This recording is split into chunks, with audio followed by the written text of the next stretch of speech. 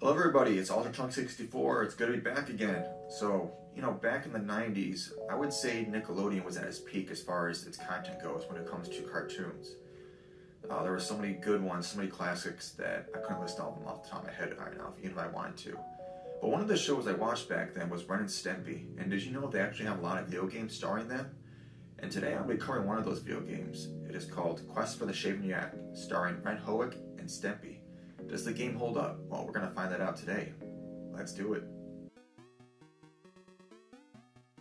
I miss those days back in the 90s, when I was a kid and the hardest decision I had to make on a Saturday was what cartoon I wanted to watch. The channel I watched cartoons the most on was Nickelodeon. Back then it was an absolute goldmine for cartoons. One of the shows I watched was Ren and Stimpy. It was crude, raunchy, and when I really think about it, definitely not appropriate for children. But that's what made it awesome. Shows back then had lots of subtle adult humor, but Ren and Stimpy was more in your face about it. Look at Powdered Toast Man clips on YouTube, it's hilarious. But back to this game I'm covering today.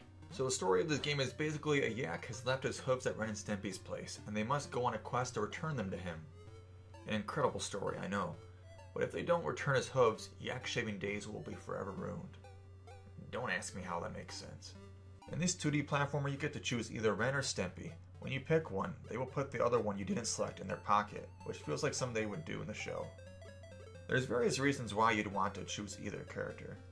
Ren, for example, can jump high, making it easier for you to reach higher places, while Stimpy can stomp on logs, which opens up a previously hidden path. In these hidden paths, there's often health pickups and power-ups. Your health points are represented by baby bottle nipples. I can't actually say that I'm 100% sure that's actually what it is, but that's what it looks like to me, so that's what I'm going to call it. You start off with 3 of them. Almost everything, as far as I know, that damages you takes a half piece of your health per hit, unless you fall down a cliff, which is an instant death. The most health you can have at a time is 5 nipples. There's some cool power-ups that you can use after you pick them up, like the bread loaf, which swirls around and loops to whatever side you were facing when you shot them off, and a radio wave device that shoots beam waves and is good at clearing out enemies. Another good thing about power-ups is when you get hit while having a power-up, you just lose that power-up and you don't take any damage to your health. When you progress through a stage, you will come across various enemies. It's important to figure out their attack patterns and when it's better to eliminate them or to just avoid them altogether. When you complete a stage, you don't hit a block, touch a flag, or run through a sign. No, you just do a victory dance, and that's how you'll know you've reached the end. This game has you traversing a total of 5 worlds. The blacker than black forests, the stinking dry desert, the stinking wet bayou, the perilous mountain Hoek,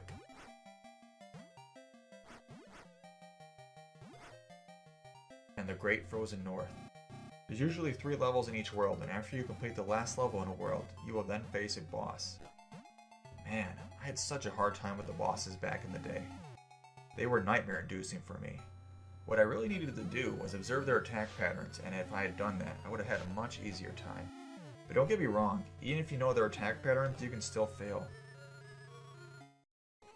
In the 3rd boss battle, I used Stimpy's invincibility frames when he does his stomp attack, to avoid getting hit to help me win the fight. In the last boss fight, if you figure out where to stay at, it's actually the easiest fight of all the boss battles. It will just take a while to whittle down his health. So does this game hold up? In some ways yes, in other ways no it doesn't. I really like the character models for Ren and Stimpy. I think the game can be really funny, but it recycles a lot of the music tracks and none of them are particularly memorable to me, besides maybe the boss music. This game probably has the single worst enemy spawning system I've ever seen in a video game. There could be times where if you're dropping down or jumping to a lower platform, an enemy will randomly appear at where you were landing, even if you weren't off screen during the fall or jump. If you do go off screen, enemies will respawn back to their original spot, which makes jumping or dropping down platforms a risky affair. There are also times where it feels impossible to not get hit in certain spots and situations. Look at this! How is it humanly possible for me to get through this unscathed? You could say this also applies to this part as well. But the last level is definitely the worst. There's these polar bears you have to get by. I tried everything I could to hurt them, but it didn't work, so jumping over them is the only choice. The thing is, you have to jump over them perfectly or else they will hurt you and knock you back. You know when you get hit in a Mario game, for example, you get a couple seconds of invincibility to recover? Well, in this game, you basically have next to 0 frames of invincibility after getting hit. So if you're surrounded by enemies or hazards, you won't get to just barrel through this section to get away. You will be taking a beating. So despite all this game's flaws, I had a lot of fun. Sure, its difficulty can be attributed to some real BS at times, but beating a harder game is more satisfying than beating an easy one. I think it would have helped me if I had known back then that you can shoot projectiles upwards. Or that this guy gives you a 1-up when you go stand next to him. Or even using the passwords the game gives you after beating each boss, so I didn't have to beat the whole game in one sitting. I actually never beat this game as a kid, so I really wanted to see if I could do it as an adult.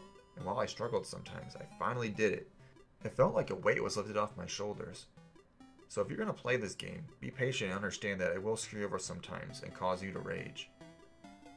Oh, before I go, I want to let you all know that I started a Patreon, so if you would like to support me, I'll have the link in the video description. This was Ultra Chunky 64. See you next time.